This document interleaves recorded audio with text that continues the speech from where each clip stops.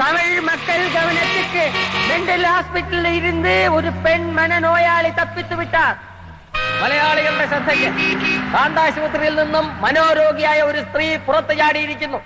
അസാധാരണമാം വിധം അക്രമാസക്തയാണ് ഇവർ. അതുകൊണ്ട് ജനങ്ങളെല്ലാവരും ജാഗ്രതയോടിരിക്കണം. വാൾ, പേനാക്കത്തി, ബ്ലേഡ്, കുപ്പിച്ചെല്ല് തുടങ്ങിയ മാരകായുധങ്ങൾ കണ്ടാൽ ഇവൾ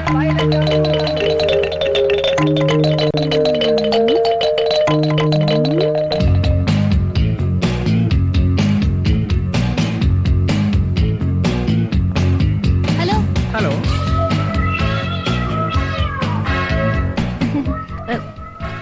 ചേട്ടാ, ഈ സൂയിസൈഡ് പോയിന്റിലേക്കുള്ള വഴി ഏതാ?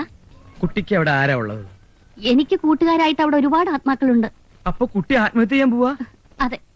ജീവ, ഈ ചാരങ്കാട്ട് പൗലോസ് ശത്രുവിനെ പോലെ വെറും കുണാപ്പനല്ല എന്ന് ഇന്ന് നിനക്ക് മനസ്സിലാവും.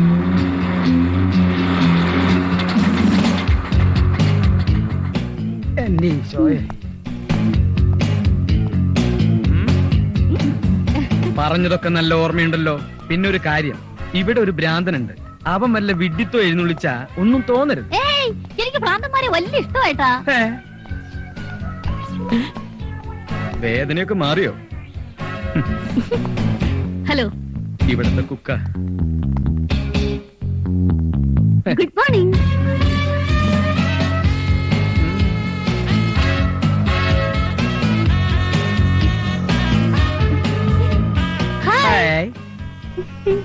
എങ്ങനെയുണ്ട് ശത്രു? അയ്യോ, ഞാൻ നിങ്ങളുടെ ശത്രുവല്ല, മിത്രമാണ്. ചേട്ടാ, ഇതാണോ എന്റെ ഭർത്താവ്? അതെ. ആക്ടിങ്. നിങ്ങളുടെ ഭാര്യയാവാൻ എനിക്ക് സമ്മതമാണ്. എന്താ നിന്റെ പേര്? മിസ് നീലി. എല്ലാ കാര്യവും ഞാൻ പറഞ്ഞു. നീലി സന്തോഷത്തോടു കൂടി സമ്മതിച്ചു. ഈ ഉപകാരം ഞങ്ങൾ ഒരിക്കലും മറക്കില്ല. വേദന കുറവുണ്ടോ? എന്നെ ഒരിക്കൽ പരിചയപ്പെട്ടാൽ പിന്നെ ആരും എന്നെ മറക്കില്ല.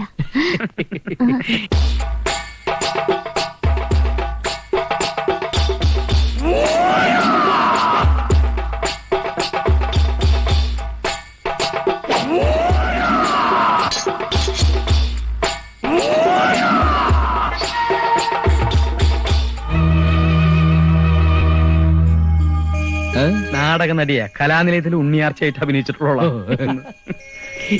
നീലി കാണട്ടെ. അയ്യോ, ഞാൻ നീലിയല്ലേ, നീലകണ്ഠൻ. മംഗലശ്ശേരി നീലകണ്ഠൻ. കൊണ്ടും കൊടുത്തും കയ്യറപ്പ് തീർന്ന മംഗലശ്ശേരി നീലകണ്ഠൻ. അസുരന്റെ വീര്യവും ദേവന്റെ പുണ്യവും ഒത്തുചേർന്ന ജന്മം. എന്നോടാ കളി? ബാബാവിനെയും കണ്ടില്ലേ? ഇവിടെ നീലി കലക്കും.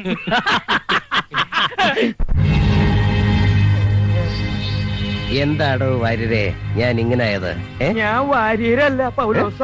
നീ എന്താ ഇങ്ങനെയായെന്ന് എനിക്കറിയില്ല. ശേഖരൻ, മുണ്ടക്കൽ ശേഖരൻ.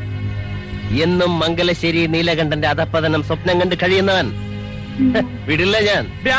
ജീവ ഓടിക്കോടാ.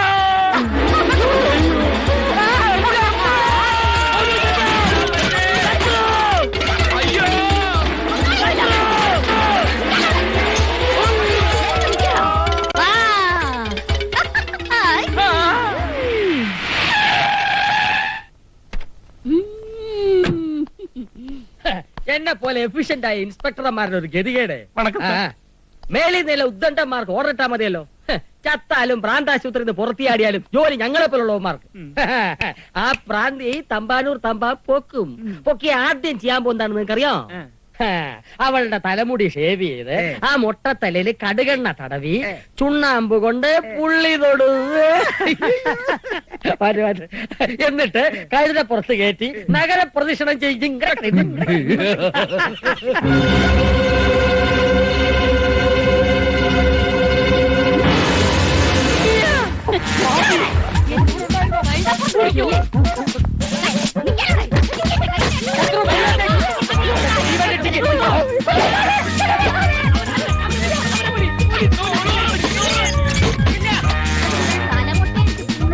അല്ലേടോ?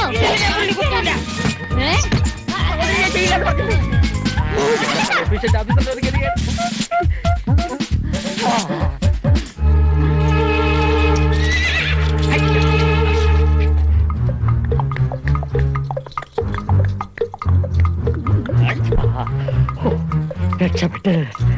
ആ.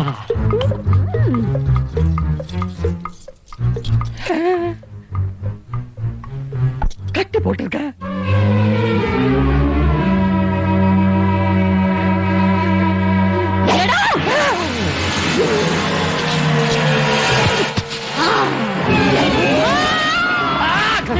കുത്തുന്നതിന് മുമ്പ് ചത്തോ? ഇന്നത്തോടു കൂടി നിർത്തിക്കൊള്ളാം രണ്ടിന്റെയും പെണ്ണന്വേഷണം. ഇനി പെണ്ണെന്ന് പറഞ്ഞ് ഇറങ്ങിയ രണ്ടിനെ കൊന്നുകളെ ഞാൻ. ഈ കിളവൻ അണിഞ്ഞൊരുങ്ങി പോകുമ്പോഴേ അറിയാമായിരുന്നു സംഗതി കുളമാകും. അവൾക്ക് ഭ്രാന്തായി പോയതിന് ഞാൻ എന്ത് ചെയ്യാനാ? നീ മിണ്ടരുത്. ജീവ, എനിക്കൊരു ഐഡിയ തോന്നുന്നു. വേണ്ട, ഇതുവരെ തന്ന ഐഡിയ ഒക്കെ മതി. ഞാനൊന്ന് തീരുമാനിച്ചു. എനിക്ക് ഭാര്യയില്ല, ഒരു പുല്ലുമില്ല എന്ന് ഞാൻ അച്ഛനോട് തുറന്നു പറയാൻ പോവാ. ജീവ, എടുത്തിയാട്ടം കാണിക്കരുത്, അത് അപകടമാണ്. എനിക്കൊരു പ്ലാൻ തോന്നുന്നുണ്ട്. നമുക്ക് പത്രത്തിലൊരു പരസ്യം കൊടുത്താലോ? വധുവിന് ആവശ്യമുണ്ട് എന്ന് പറഞ്ഞ്. എന്നിട്ട് അവൾ ആര് കെട്ടൂടാ? നിന്റെ തന്ത കെട്ടൂടാ? തന്തയ്ക്ക് പറഞ്ഞല്ലോ. ജീവ, ഒരേ ഒരു ചാൻസ് കൂടി താ. എന്തിന്? എനിക്കറിയാം എന്താ ചെയ്യേണ്ടതെന്ന്. ജീവ, ഒരു ചാൻസ്. ജീവ, ഞാൻ പറയുന്നു കേൾക്കും. ജീവ,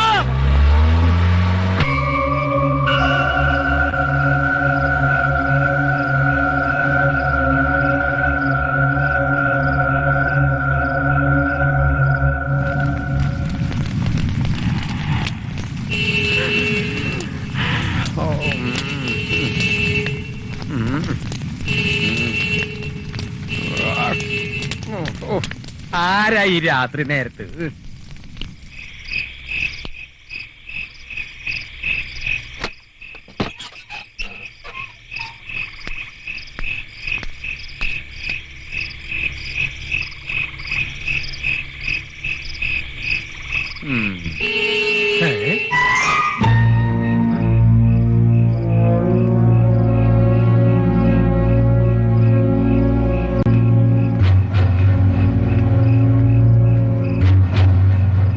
കാണുന്നില്ലല്ലോ.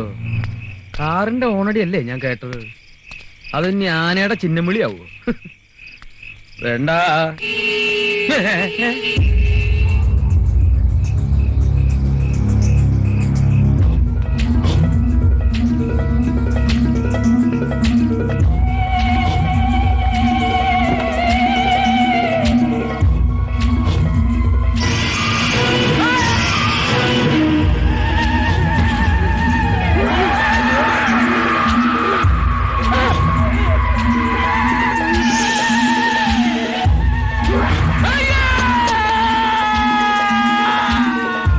എന്താ പൗലോസേട്ടാ?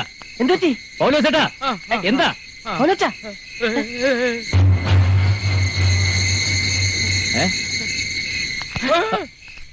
അവിടെ ഒരു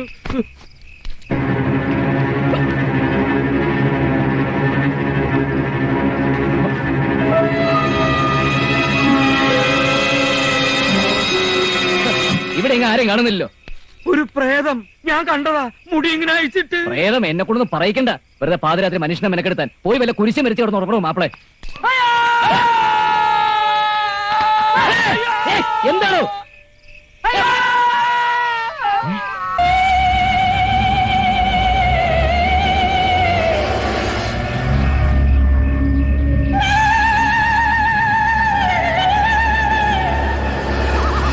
ഇന്നെന്താ ആഴ്ച? വെള്ളിയാഴ്ച. എന്നാ ഇവിടെ പണ്ട് താമസിച്ചിരുന്ന മാഗി മദാമയുടെ പ്രേത ചത്തിട്ട് 10-20 കൊല്ലായിട്ടും തള്ളയുടെ ചോരപ്പൊതി മാറിയിട്ടില്ല. ഈ തോക്കിലുണ്ടിണ്ട. എന്തിനാ? എനിക്ക് ആത്മഹത്യ ചെയ്യാനാ. നീ ഇവനും മരിച്ചിട്ട് പിന്നെ ഞാൻ എന്തിനാ ഒറ്റയ്ക്ക് ജീവിച്ചിരിക്കണേ?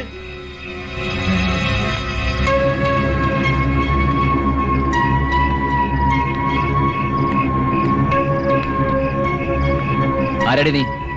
ചോദിച്ചു കേട്ടില്ലേ ആരാന്ന്? നോക്കി നിൽക്കാതെ മദാമയെ വെടിവെക്ക് ജീവ. മദാമ മണ്ണാൻ കട്ട അല്ലേ? സത്യം പറഞ്ഞോണം. എന്തിനാടി ഇതിനകത്ത് കയറിയത്? പറയേ, ഒന്നുകൂടെ ഞാൻ നിന്ന് മോങ്ങാതെ പറയടി. ആരാ നീ? എങ്ങനെ ഈ വണ്ടിക്കകത്ത് വന്നു? എന്റെ പേര് ഹേമ. ഞാൻ മൈസൂർക്ക് പോകാൻ സ്റ്റാൻഡിൽ വന്നിറങ്ങിയതാ. അവിടെ വന്നപ്പോഴാ അറിഞ്ഞത് ലാസ്റ്റ് ബസ്സും പോയിന്ന്. കാലത്തുള്ള ഫസ്റ്റ് ബസ് ഇനി മൈസൂർക്കുള്ളൂന്ന് അറിഞ്ഞപ്പോ ഞാൻ ആകെ പേടിച്ചു പോയി. എന്നെ പോലൊരു പെൺകുട്ടി രാത്രി ഒറ്റയ്ക്ക് ബസ് സ്റ്റാൻഡിൽ നിന്നാലുള്ള അവസ്ഥ അറിയാലോ. ചിലരുടെ നോട്ടം കണ്ടപ്പോ രക്ഷപ്പെടാൻ ഞാൻ ഒരു മാർഗ്ഗേ കണ്ടുള്ളൂ. റോഡിൽ നിർത്തിയിട്ടിരുന്ന ഈ വണ്ടി ഞാൻ അതിൽ കയറിയിരുന്നു. വണ്ടി കയറിയിട്ട് ഇത്രയും നേരം നീ എന്താടി മിണ്ടായിരുന്നത്? നല്ല ക്ഷീണം ഉണ്ടായിരുന്നു. വണ്ടിയിൽ കയറിയ പാടെ ഞാൻ ഉറങ്ങിപ്പോയി. ആട്ടെ, കുട്ടിയുടെ വീട് എവിടെ? വീട്ടിൽ ആരൊക്കെ ഉണ്ട്? എനിക്ക് വീടും സ്വന്തക്കാരും ഒന്നുമില്ല. ഞാൻ കോയമ്പത്തൂർ ഒരു വീട്ടില് കുട്ടിയെ നോക്കാൻ നിൽക്കുകയായിരുന്നു. അവിടുത്തെ സാറിന് ഡൽഹിയിലേക്ക് സ്ഥലം മാറ്റമായി. ആ സാറ് മൈസൂരുള്ള ഒരു സാറിന്റെ അഡ്രസ് തന്നു. അവിടെ കുട്ടിയെ നോക്കാൻ ഒരു ആയ വേണമെന്ന് പറഞ്ഞിരുന്നു. അങ്ങോട്ട് പോവുമായിരുന്നു ഞാൻ. നിന്നെ കണ്ടിട്ട് ഒരു വേലക്കാരിയാണെന്ന് തോന്നണില്ലല്ലോ. ഇത്തിരി കാണാൻ കൊള്ളാവുന്ന മുഖം ഉണ്ടായിപ്പോയത് എന്റെ തെറ്റാണോ സാർ? പിന്നെ ഞാനിട്ടിരിക്കുന്ന ഈ നല്ല ഡ്രസ്സൊക്കെ ഞാൻ നിന്ന വീട്ടിലെ കൊച്ചമ്മയുടേതാ. അടിച്ചു മാറ്റിയതാണോ? അയ്യോ അല്ല, അവര് തന്നതാ. എങ്ങോട്ടേക്കാന്ന് വെച്ചാ പോയിക്കൂടി. ജീവ, ഒന്ന് വന്നേ. ഈ പാതിരാക്കി ഒരു പെൺകുട്ടിയെ തനിച്ച് പറഞ്ഞേക്കുന്നത് ശരിയല്ല. നേരം വെളുക്കുമ്പോ ഇതിന്റെ മുടിയും നഖവും മാത്രമേ ഉണ്ടാവുള്ളൂ. പൗലോസേട്ടൻ പറയുന്നതിലും കാര്യമുണ്ട്. നേരം വെളുക്കുന്നതിന് മുമ്പ് എവിടേക്കാന്ന് വെച്ചാ പോയിക്കോണം. മനസ്സിലായോ? ഇവിടെ വണ്ടി തന്നെ കിടന്നോട്ടെ. ഈ തണുപ്പത്ത് ഒരു മനുഷ്യക്കുട്ടിയെ പുറത്ത് കിടത്തുന്നത് മഹാപാപ. അവൾ അകത്ത് കിടന്നോട്ടെ. വടാ.